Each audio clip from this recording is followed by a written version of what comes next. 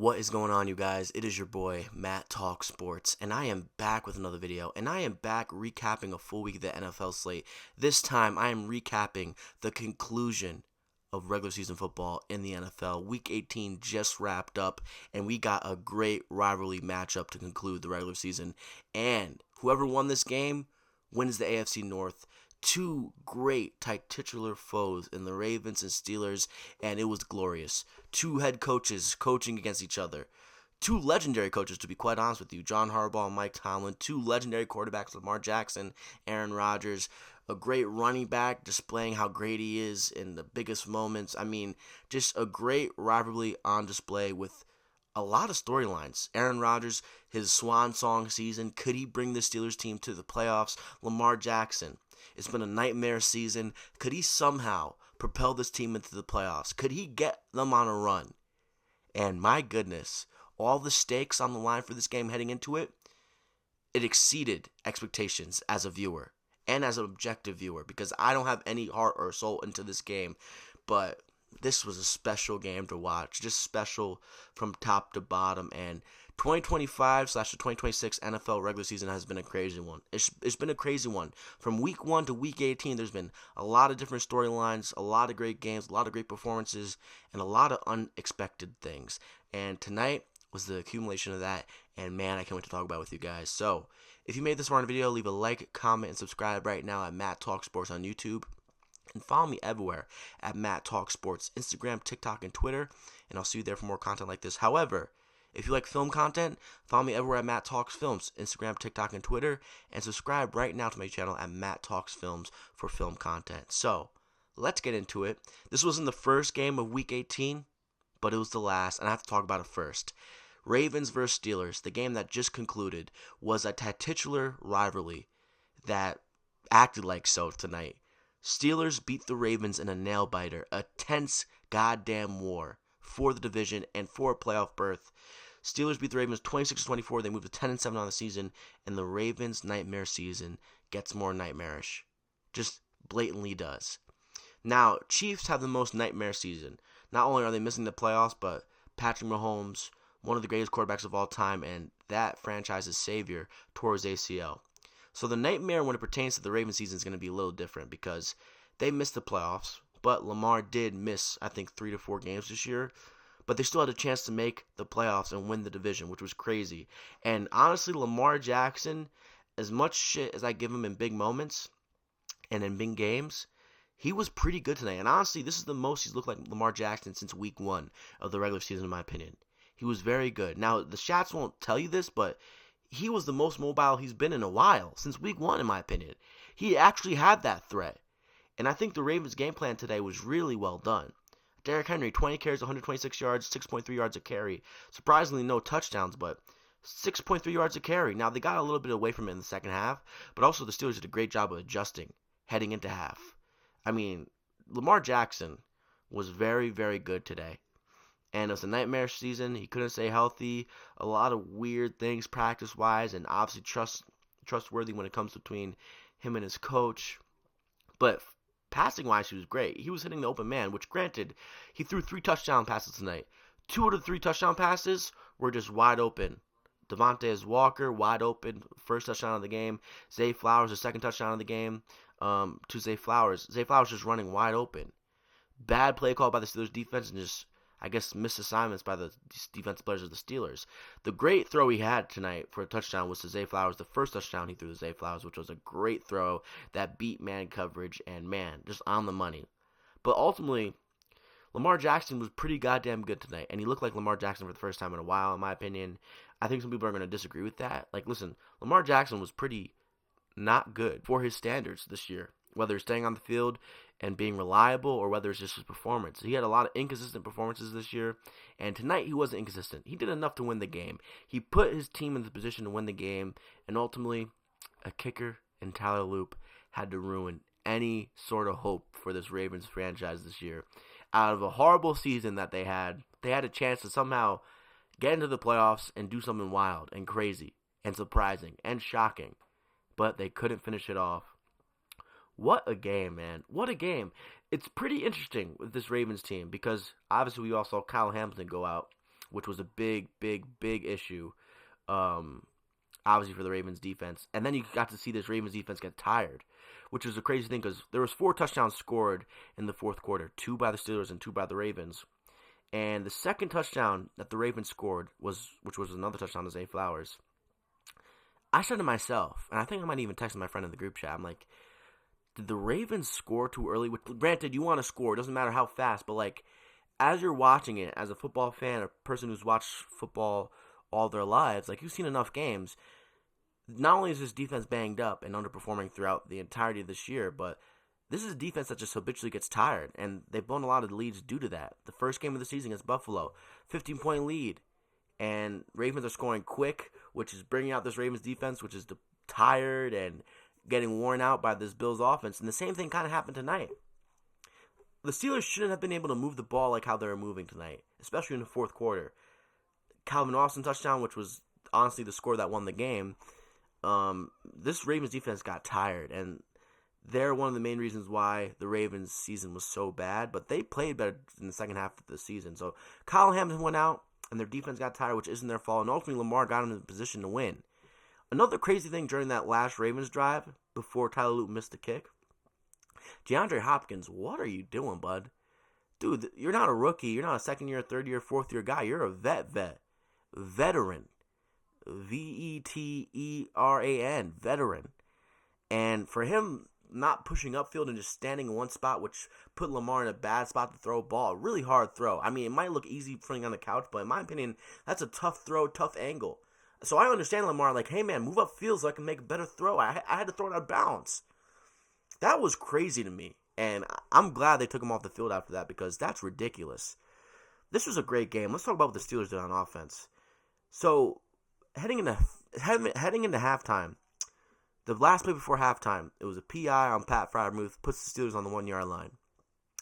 And then the play call they run with 2 seconds left, which people are like, how come they didn't kick the field goal? No, the right decision was to go for a touchdown there. You're on the 1-yard line. You have to assume you're going to score. No matter how bad or inconsistent your offense has been all year, you got to go for it in that spot to tie the game heading into halftime. But the play call, halfback toss, when the Ravens are stacking the box, in my opinion, you got to throw the ball there. Or you do the Connor Hayward tush push, or the Beverly shove, whatever you want to call it, because it's Cameron Hayward pushing his brother. That would have been a touchdown. And you saw them bring it out after halftime because they realized they fucked up in that spot. But Aaron Rodgers, dude, there was a couple of hits that Aaron Rodgers took tonight where I'm like, is he getting up? Or you can just tell Aaron Rodgers felt it. Like, there was a hit he took, I think in the fourth quarter he got sacked, and he took a little while to get up. And you could just tell he's like, man, I'm getting way too old for this shit. He pulled out the old Danny Glover. I can feel it. I didn't hear him say it. I couldn't read his lips because obviously he was laying on his head, face down, I mean. And, dude, Aaron Rodgers, man, he had another performance in him. 31 for 47, 294 yards passing, 1 touchdown, only took 2 sacks tonight. Kenny Gainwell and Jaylen Warren had some really, really clutch plays tonight. Jaylen Warren more so in the run game, and Kenneth Gainwell more so in the receiving game, which he's been a great threat all year. He's been arguably the best receiving back in the NFL. Jaylen Warren, 14 for 66 rushing. Aaron Rodgers had a 20-yard run tonight.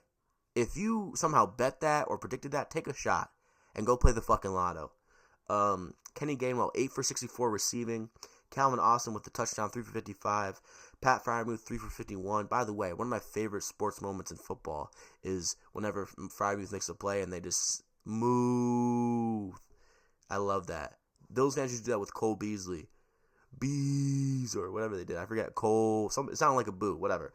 And then Adam Thielen, 3 for 43. Marquez Valdes-Scantling, 5 for 34. And Jaylen Warren, 5 receptions, 33 yards. So Aaron Rodgers was throwing to one of the worst receiving corps in the NFL tonight. No DK Metcalf. He's thrown to Calvin Austin, Freiermuth, Thielen, Valdes-Scantling, and company in the year 2025. Jonnu Smith, who's this big acquisition for them in the offseason, only had 1 reception on 2 targets.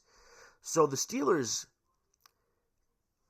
made lemonade out of water or lemonade out of rocks because Aaron Rodgers had a lot to deal with tonight, and he found a way.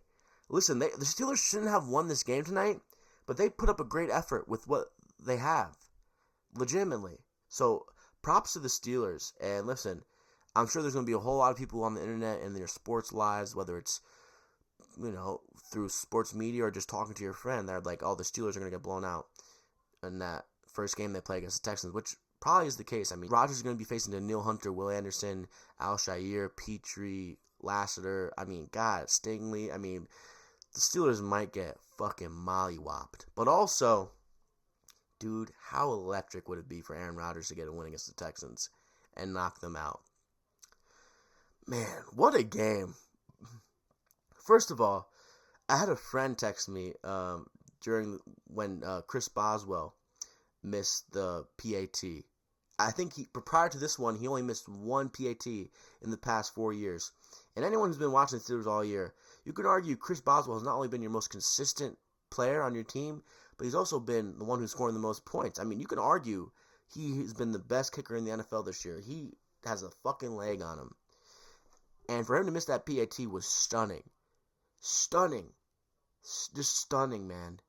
And I felt so bad for Aaron Rodgers and the Steelers, Mike Tomlin and company.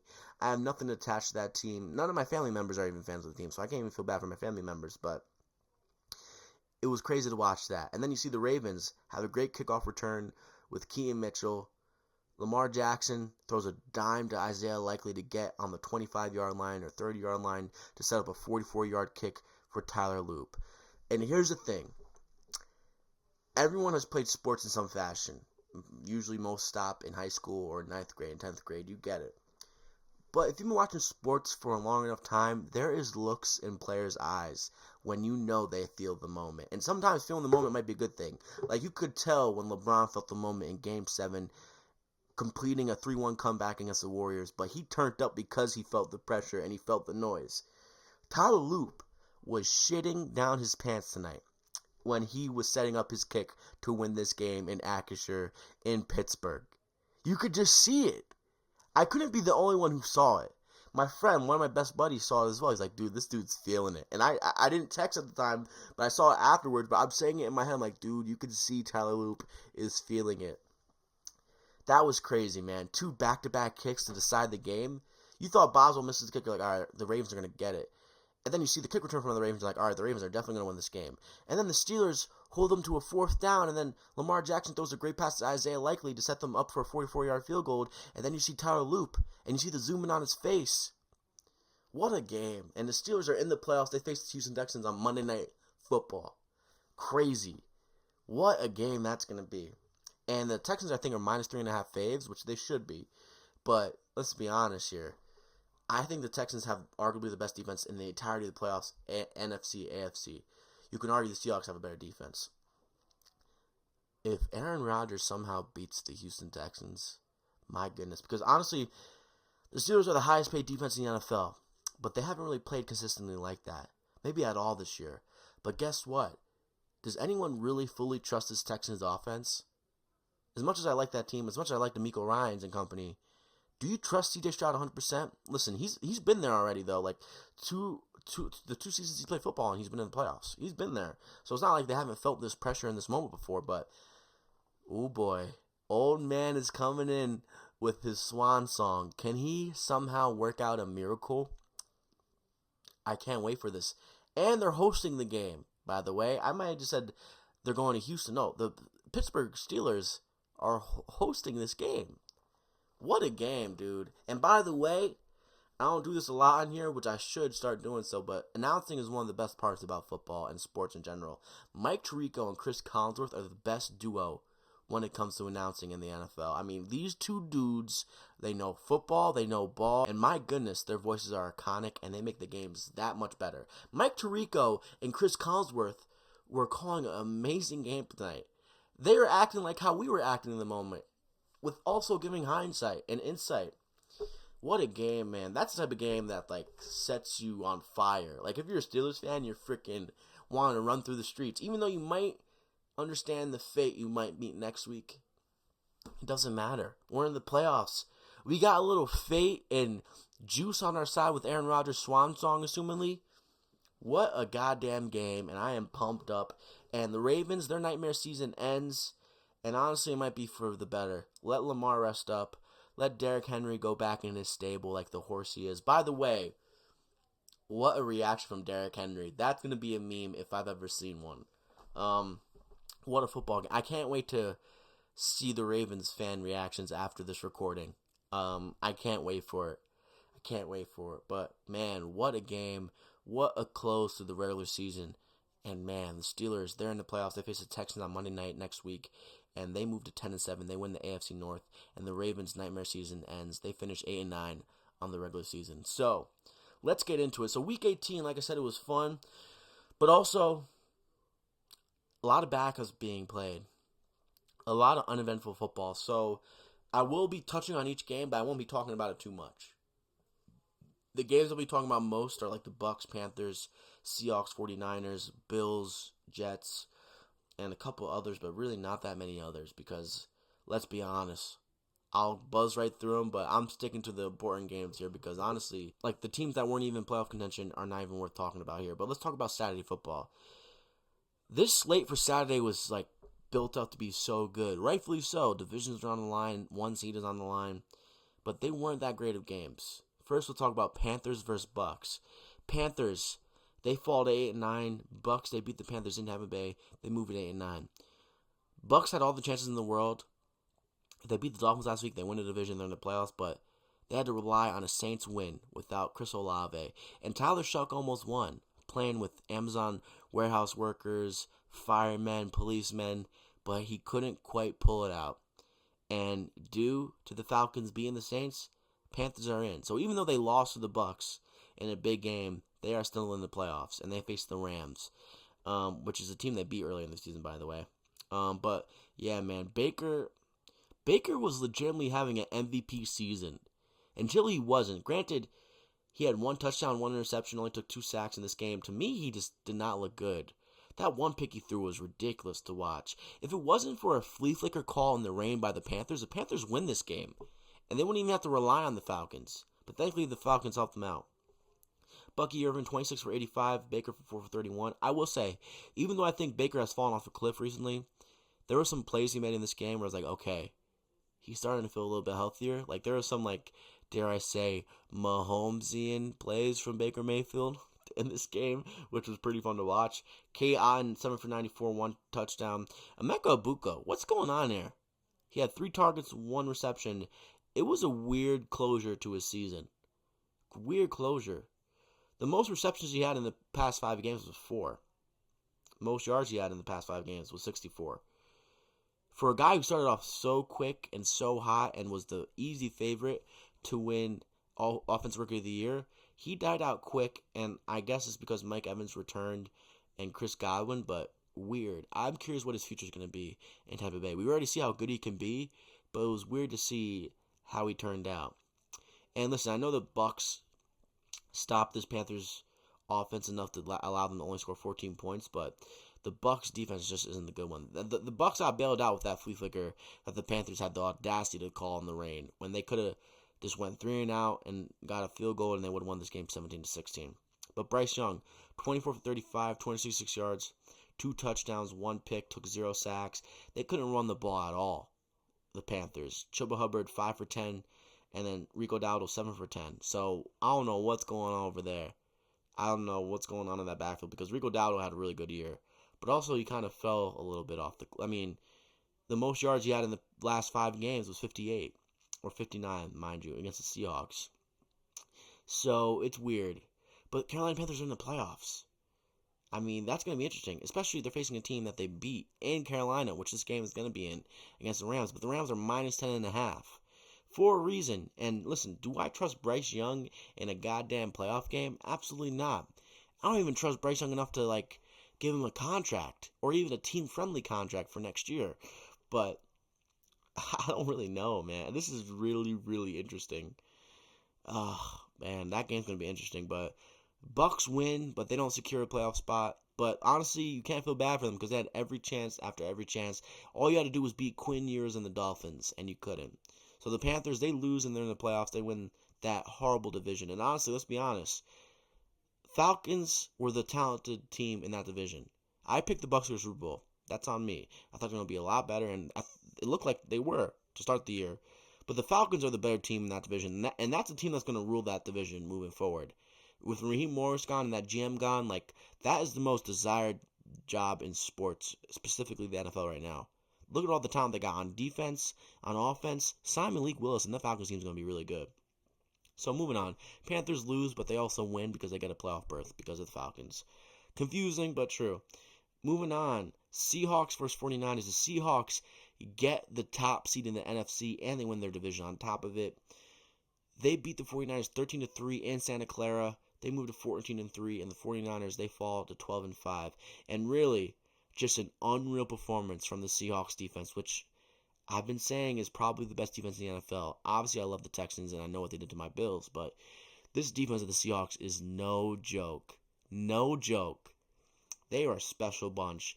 They shut down this high-powered offense really easily. Honestly, they couldn't do nada. Brock Purdy, 19-27, 0 touchdowns, took 3 sacks and 1 pick. Christian McCaffrey had 2.9 yards a carry. Brock Purdy had 10.5 yards a carry, but 2 rushes. Brian Robinson, 4.5 yards a carry. Ultimately, the 49ers ran for 53 yards on 12 carries. And the receiving core for this 49er bunch was shut down mightily. I mean, easily. Juwan Jennings, 4 for 35. McCaffrey, 6 for 34. Kittle, 5 for 29. And DeMarcus Robinson, 3 for 24. The Seahawks were coasting in this game, and that's due to the brilliant coaching they got with McDonald and the defense and how brilliantly talented they are. I mean, you go down that roster, big-time players who consistently make big-time plays, and that's not a unit that's ever going to let you down. The only problem with the Seahawks team is you can't really touch that offense that much, particularly because of Sam Darnold. But Sam Darnold did what he needed to do today. He didn't turn the ball over. 20 for 26, 198 yards passing, 0 touchdowns, 0 picks, but he didn't turn the goddamn ball over, and he put this team into positions to score as much as they needed to. Kenneth Walker and Charbonnet were the big players on offense for the Seahawks team. Both averaged 4.5 yards a carry and above. Kenny Walker had 6.1 yards a carry, 16 carries, 97 yards. Charbonnet, 17 carries, 74 yards, and a touchdown.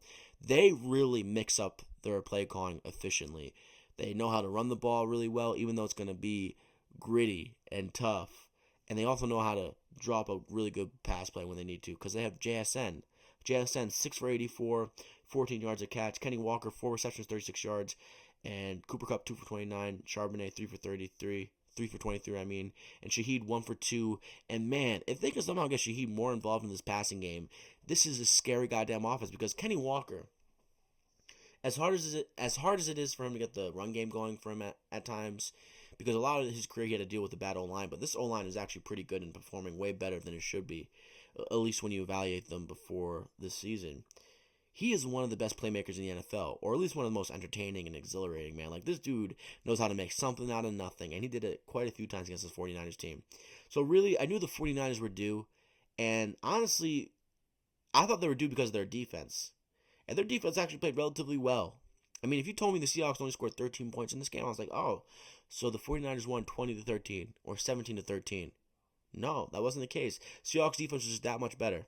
Seahawks interior on both fronts was that much better, and they didn't have any turnovers, and the 49ers did. So the Seahawks, they have the top team in the NFC, they have a bye, and the 49ers, they fall to 12-5, and they have a matchup in the wild card round.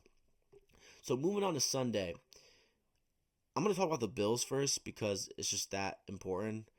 Not really, because a lot of the starters didn't play. And this game was a lot of fun to watch for some reason. Mitchell Trubisky looked good. The uniform matchup was great, and the Bills' uniform is so goddamn awesome. That should be their default uniform. The red helmets, the blue jerseys, just pure perfection aesthetically. Mitchell Trubisky was great. 22 for 29, 259 yards passing, 4 touchdowns. He was great. And there were some things they tried out today that might be setting up for next week against the Jaguars. Ray Davis had a great day. Granted, this Jets team is embarrassing. I mean, the purest definition of embarrassing. If you look up on Google or your dictionary, embarrassing, the Jets and Aaron Glenn fall under that. Ray Davis, 21 carries, 151 yards rushing, 7.2 yards a run. This O-line looked great without Deion Dawkins. They were bullying this poor Jets team. And Ray Davis, man, listen, I'll tell you what.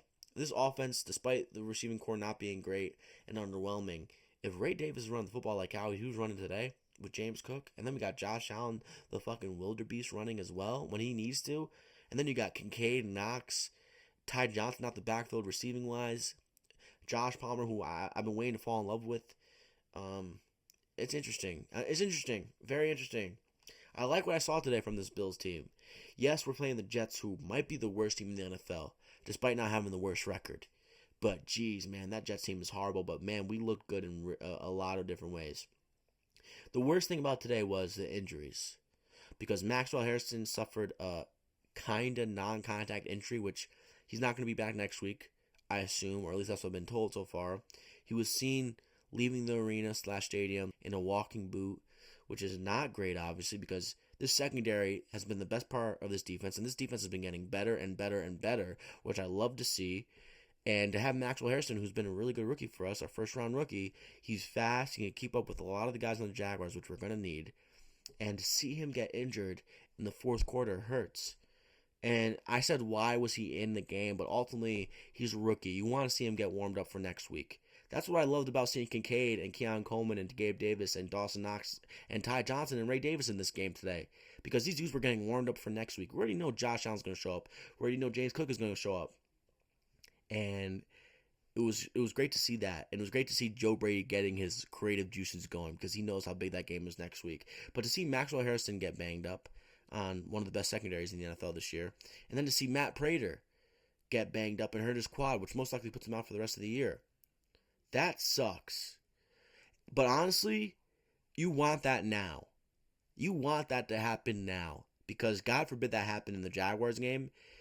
That would just suck, and it would just be brutal, because it's 2-point conversions from there on out. Or we sent out Ray Davis for a miracle.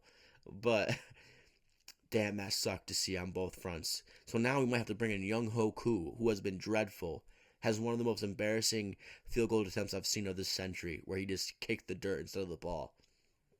I don't want to see that. And this is one of the most Billsian annoyances I've ever seen. One of the most Billsian injuries I've ever seen, with Matt Prater being out. And no Tyler Bass, obviously, because he's on IR and hasn't played the entirety of this year. So it was a great game. It was fun to watch. There was a lot of things being opened up without Josh Allen, and a lot of things being set up for next week, and a lot of creative juices flowing. It was the last game in Highmark before we moved to new Highmark. It was great vibes up until that last quarter, where we got to see Harrison and Prater get injured. So, nonetheless, the 2-point conversions might be the bright side, because we started to hit them in this game, and I like the aggressive nature of Brady and McDermott. But I had fun, and listen, the Jets are a horrible team. We're not even going to talk about the Jets, but if I had a choice, if I was the Jets GM, which I would never want to be, but if I was, Aaron Glenn, I'll see you next time, pal. Go take a hiatus someplace, pal. Sabbatical, whatever the fuck they want to call it. You are not my head coach next year. You're a defensive-minded head coach, and your team went without an interception the entirety of the season. That's biblically horrendous. Crazy stuff. But the Bills face the Jaguars next week. The Jaguars have been arguably the hottest team in the NFL. They won the AFC South, and they have been dominant. They beat the Titans today 41-7, and they've won 1, 2, 3, 4, 5, 6, 7, 8 games, and they've won 9 of the last 10. So they won 8 in a row. Here's what I like. So we're talking about Bills versus Jaguars right now. Jaguars beat the Titans. Cam Moore got injured after he scored a great touchdown. That's all you really need to know about the game. So right now we're talking Bills versus Jaguars. A little preview before I talk about it Thursday. The Jaguars are scary, and it's not really our ideal matchup. We're going into Jacksonville, and anyone who's familiar with Bills history, we've done this twice against the Jaguars in the playoffs. More recently with Tyrod Taylor, we went to Jacksonville, I believe, or they came to... No, we went to Jacksonville, and we lost with Tyrod Taylor 10-3. And it was a boring game. It was a miserable game. And then in the 90s, I think 96, we lost 30-27 in Highmark, which sucked. I wasn't alive then, but it sucked. Even my past self knows it sucked. But with that being said, weirdly, I'm kind of better with this game, knowing the Jaguars are scorching hot and have won 8 in a row. Now, the Jaguars have been putting themselves on this pedestal all year, of like, no one believes in us, which is a scary team to face and a scary mentality to face, no matter in what aspect or sport in life you are in. So that's a scary aspect to face. Trevor Lawrence has been unbelievable. I mean, this dude has been on the greatest streak of his career. He has 29 touchdowns and 12 interceptions on the year, but in the past 5 games at least, he has 6, 11, 13 touchdowns and only 1 pick. And then you add the rushing touchdowns, so that's 17 touchdowns and only 1 pick. He's just been a monster. But consider this. Four out of the past 5 games they played, these are the teams they played and beat: Colts, Jets, Colts, Titans. Colts were originally a good team, but they fell off a cliff. Phil Rivers was the starting quarterback, for God's sake. As much as I love Rivers, the Jets, one of the worst teams in the NFL. I mean, we just beat them with Mitchell Trubisky 35-8. They beat them 48-20. And then the most impressive win of the year for the Jaguars, and a team I don't believe really, they beat the Broncos in Denver 34-20 recently. But besides that, they really haven't beat anyone crazy. They beat the Chargers recently. Before they went on this win streak. And they beat the Cardinals in overtime, the Titans, Colts, Jets, Colts, Titans. So I'm confident in this game. I think the Bills win. We have the better quarterback. We have the most experienced team in the playoffs.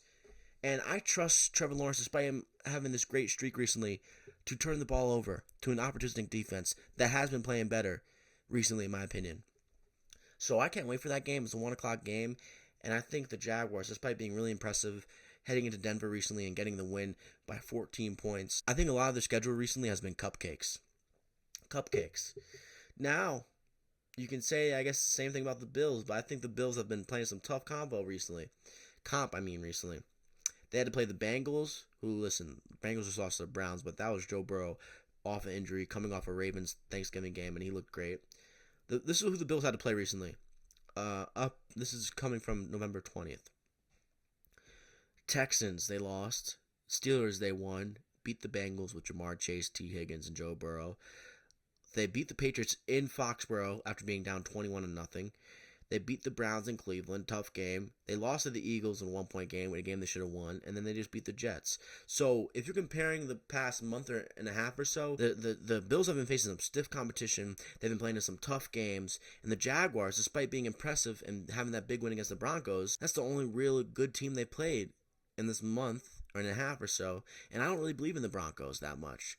So that's a great game, and I can't wait to talk about it more on Thursday, so stay tuned, subscribe if you made this far in video, and keep yourself updated for that video coming on Thursday or Friday morning.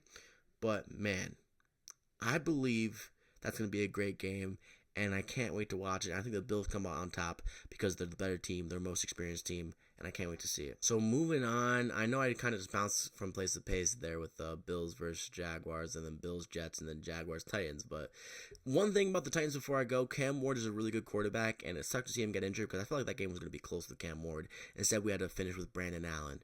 But Cam Ward, man, I love him, and I think he's going to be a franchise quarterback. So Titans, horrible year, but ultimately you got weapons around Cam Ward, you guys are going to be a good team.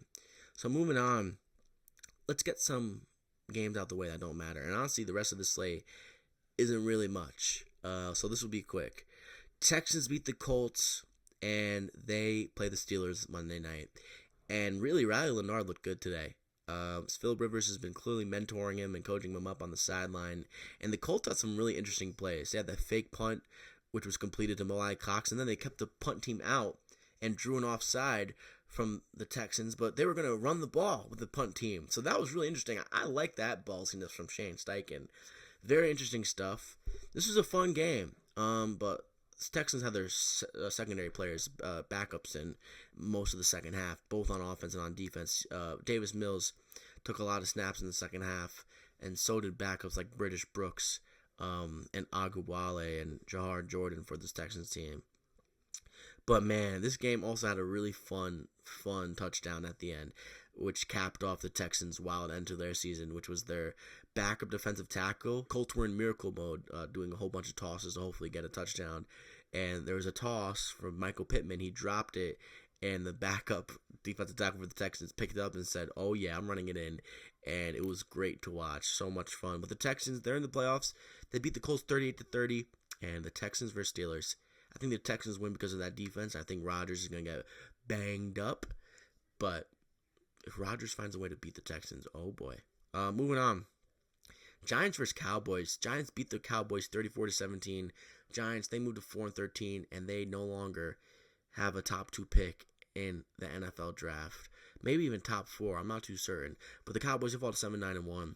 Nightmare season, but really interesting that the Cowboys decided to rest their starters at some point in this game. Didn't make any sense to me. Jaden Blue and Joe Milton got a lot of burn today. Flanoy, Spanford, Schoonmaker, Phil Maffa got a lot of burn today. It was weird to watch. but they did the Giants dirty here. The Giants can't lose games they're supposed to lose. They can't lose games that's going to improve them as a team, which is wild to see. So, listen, Giants fans are upset because they don't have a top 2, top 4 pick in the NFL draft anymore. But Jackson Dart seems like that guy. He finishes the NFL season 15-5 and had a lot of rushing touchdowns. So, hey, you have a guy. It just sucks you guys get in your own way. It just sucks. You guys got in your own way. You could have the number 1 overall pick because the Raiders beat the Chiefs. If you lost today and the Raiders won like they did, you would have the first overall pick. Instead, you won, which pushes yourself further down the ladder.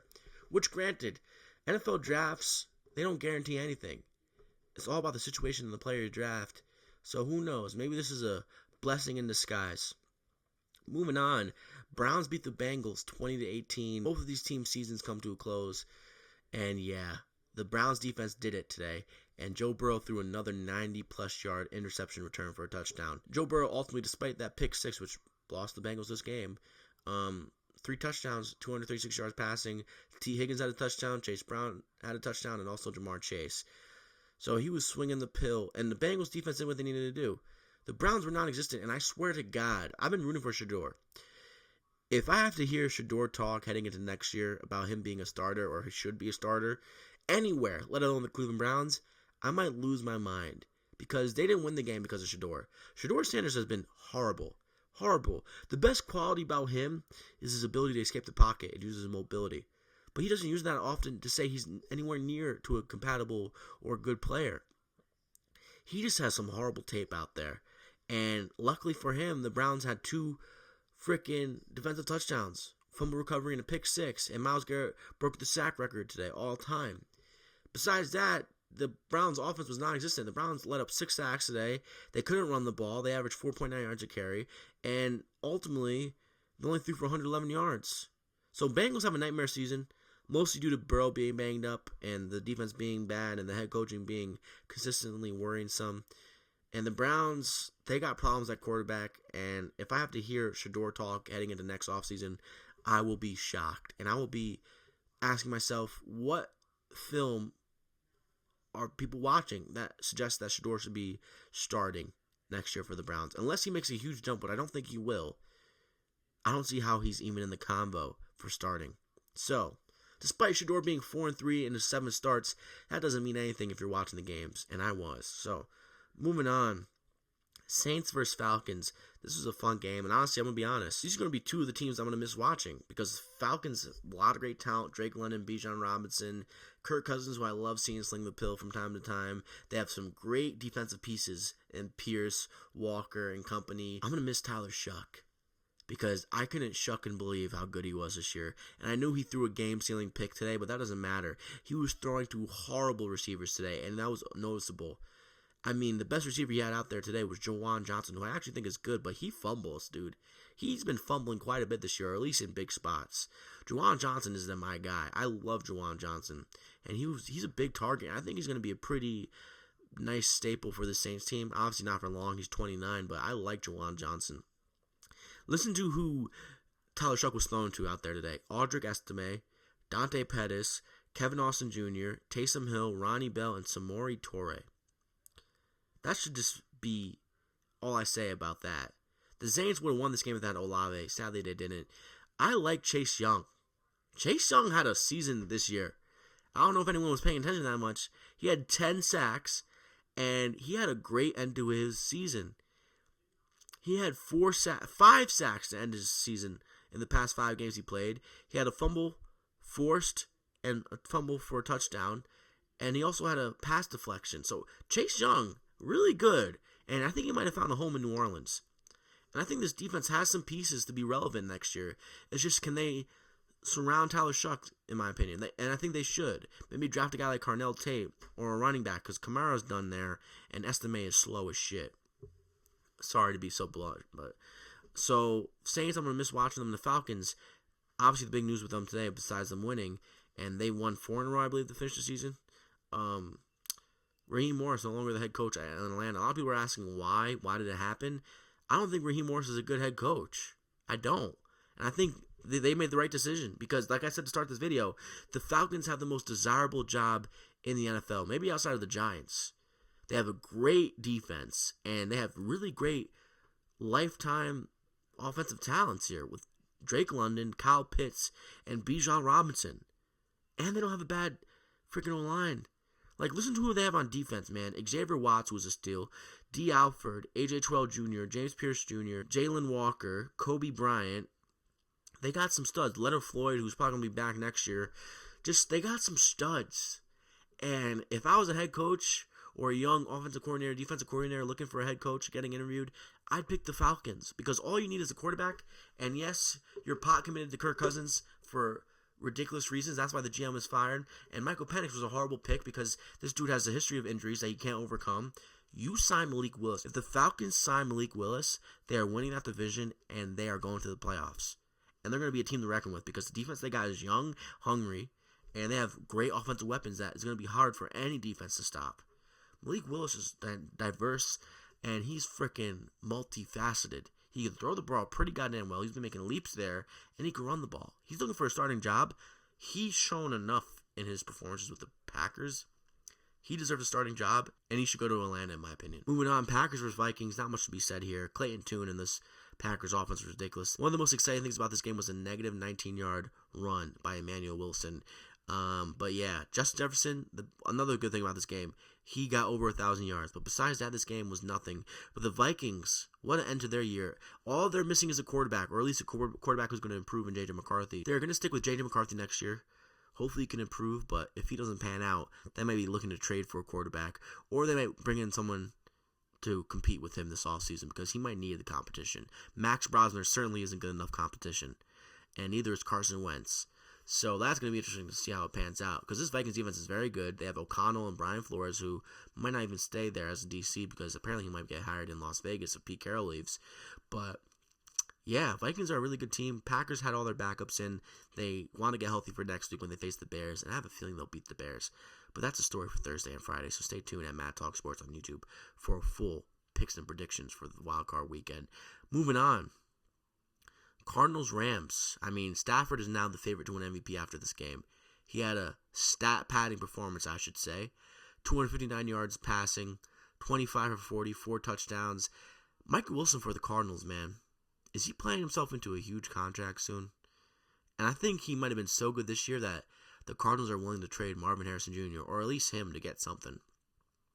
So the Rams, they have a matchup next week against the Carolina Panthers, who they lost to in Carolina recently, by the way. And I can't wait to see how that unfolds. Because you got to think about this Rams team. They have Sean McVay, they have Kyron Williams, Blake Corum, Puka Nacua, Matthew Stafford, Devontae Adams returning, and they have some pretty good tight ends in Colby Parkinson, Tyler Higbee, and company. So they should win that game. However, they lost earlier this year in the same exact spot. And this defense for the Rams has not looked good. A couple penalties saved this Rams defense for letting up more points to this Cardinals team. Michael Wilson should have had like 150 yards receiving if it wasn't for a penalty or two. So the Rams, they coast. They propel Stafford back into the MVP lead as of right now. And they face the Panthers next Sunday, which should be interesting to watch. I don't think they deserve to be minus 10.5, but they probably are 10.5 for a reason because they are the better team and Bryce Young is the opposing quarterback. Moving on, Chargers versus Broncos. Chargers, most of their backups in. Trey Lance was in. Trey Lance looks horrible, 20 for 44. And also he got Keenan Allen 7 receptions, which I think he needed for incentives. Broncos coasted today. The defense showed up even with the backups in slightly. They got the number 1 seed. And despite the Broncos needing the number 1 seed in the AFC, I don't believe in them. I don't think anyone who watches football or knows ball believes in this team either. Chargers, they have the Patriots this upcoming week. They're well rested. Herbert is getting healthier with this rest week and this bye week. And I think the Chargers can play upset against this Patriots team. So can't wait for that. That should be a lot of fun. Chargers versus Patriots and the Broncos have a bye week. That's the story of this game. Moving on. Raiders versus Chiefs. I'm going to mispronounce this dude's name. I've been mispronouncing this dude's name ever since he started becoming a quarterback for the Chiefs after Mahomes went down. Chris Olave is one of the worst quarterbacks I've ever watched in my life. He's just overmatched out here. And this Chiefs team is horrible. Granted, they're working with horrible quarterbacks. Their second string went down in Gardner Minshew. I don't think they'd be doing that much better with Gardner Minshew, to be honest. Shane Buechele Bills practice squad legend, Hard Knocks legend came into this game. This Chiefs team is a shell of itself, obviously due to Pat Mahomes being out. I'm curious if Kelsey, this is his last year. I don't think it is. I don't think he's going to do I retire and then come back when Mahomes is back. But I think next year is his last year with Mahomes, and we'll see how that pans out. Aiden O'Connell, Raiders legend, got sunburned today. 10 of 22, 102 yards. And there was no touchdown scored in this game. Safety and field goals decided this game. But that's the end of the Raiders and Chiefs season. The Raiders officially have the number 1 overall pick, and they're drafting my guy from Indiana, Frankie Mendoza, which should be awesome. And I can't wait to see what he does to this franchise, if anything. Patriots beat the Dolphins 38-10, and they tried their hardest to get the number 1 seed, but they get the 2 seed instead. And they face the Chargers this upcoming week, which should be interesting. Herbert versus May, Harbaugh versus Vrabel. What a matchup. What a matchup. Defense, which prevails interior-wise. Chargers offense can't block that well, but Herbert is special. Can he make something happen? They just blew out the Dolphins here. Stevenson had a huge day. Drake May had a relatively relaxed day, 14 of 18, 191 yards rushing. Ran the ball 5 times. But Travion Henderson and Stevenson had the big days with 2 touchdowns a pop. And actually, Ramondre Stevenson had 3 touchdowns, 1 receiving. So they cooked on all fronts today. Little to no stress when you're playing Quinn Ewers in Week 18. Patriots secure the number 2 seed in the AFC, and they face the Chargers. Moving on. Weird game by the Eagles. Why rest your starters when you have the number 2 seed? I guess you don't want to face the Rams, but weird, because you kind of owe the Rams. But Commanders beat the Eagles in Philly with Josh Johnson at quarterback. Tanner McKee, all year I've been hearing from Eagles fans that Tanner McKee should be a starting quarterback somewhere. Didn't see that today. Granted, he's thrown to Jahan Dotson, Darius Cooper, Kylan Granson, Kyle Kantara, Covey, and Shipley, and A.J. Dillon. But, yeah. Tough watching this game today, despite the result kind of being interesting. Chris Rodriguez, Josh Johnson scored the touchdowns today for the Commanders alongside John Bates that propelled them over the Eagles.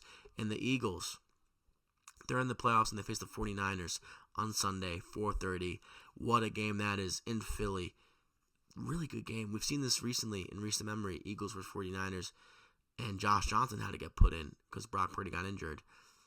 Curious how that game pans out. I think the Eagles have a really good defense that's going to propel them to a win there. Moving on. Lions versus Bears. What a game. And I'm going to miss watching the Lions. A bad year from the Lions, but man, they showed the talent that they've been lacking consistently this year. I'm going to miss watching the Lions, man. I do. They have so much talent. They deserve to be in the playoffs, but ultimately, they're to blame for not making the playoffs. And as of right now, as head coaches, Dan Campbell owns Ben Johnson. Granted, the Bears made a valiant comeback this year. They're a team that doesn't blink. They don't give up. They certainly don't give up, and they fight hard through adversity. They just couldn't quite pull it off today. Jared Goff, 27 for 42, 331 yards passing, 1 touchdown, 1 pick, took 2 sacks. Jahmyr Gibbs, 19 to 80, 4.2 yards a run. He had a receiving touchdown as well, 3 for 33. Amon-Ra was cooking today, 11 for 139 yards receiving. Jameson Williams looked good today as well, 6 for 74. Caleb Williams, 20 for 33, 212 yards passing, 2 touchdowns, and a really bad pick. DeAndre Swift, 10 for 40. Monangai, 6 for 14. Ja'Day Walker with a touchdown. Colson Lovin with a touchdown as well. And really, this Bears defense let up 19 points, but this Bears defense isn't good. And they're facing the Packers this upcoming week, a rival. And it would be extremely bear-like to lose this game. Extremely. So I can't wait to see the result of that game. And the Bears end the season on a 2-game losing streak, which is not ideal. Not at all. But it is what it is, and you're focusing on the Packers right now. I wish the Lions could somehow be in the playoffs. Whoever was in the NFC South this year, you get banished. And the Lions should take your spot because they're not a good team, but they probably put up a better fight than the Panthers. So that is it for Week 18. We're going to miss some teams. For me, I'm going to miss the Saints, the Falcons, and the Lions. But that's about it.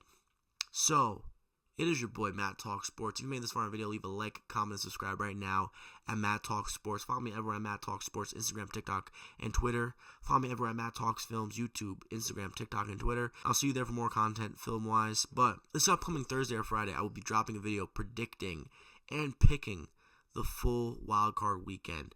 Rams versus Panthers, Packers versus Bears. I'll tell you who I'm leaning in both of those games. I'm leaning Panthers plus 10, and I'm leaning Packers to win that game. And then Sunday and Monday, Bills versus Jaguars. I'm leaning the Bills. Hate the line, but I'm leaning the Bills. And I'm leaning the Eagles, and I'm leaning the Chargers, and I'm leaning the Texans on Monday night as well. So we have a really big weekend, boys. Cherish it. We're almost to the twilight zone of the NFL season. We are almost to the divisional round, and we get to watch playoff football this upcoming weekend. So rejoice, be happy. Even if your team's not in it, at least you get to watch this weekend objectively. And at least you won't have to have your whole weekend ruined if your team loses, because if the Bills lose, my weekend will be ruined. But you will see me with a bright face no matter what happens on Sunday night. Yeah, I'll tell you this much. If the Bills lose, I will be angry. I will be distraught. And I will be inconsolable. I will be. And I'll save my feelings for if that happens, which they won't, because the Bills will win. But, man, you're going to see a different beast. You're going to see a different beast regardless of outcomes this Sunday. Win or lose, I'm going to be a different animal this weekend. So, it is your boy, Matt Talk Sports. Thank you for joining me for this smart video. And leave the alert button on. Leave the notifications on. And subscribe for more content like this, because I will be doing a full video predicting wildcard weekend. Let's do it. Let's get into it. Have a good week. Get ready, because playoff football is among us. And let's do it. I'll see you Thursday night, Friday morning for a full video predicting the wildcard weekend. Now, I'll see you on the flip side.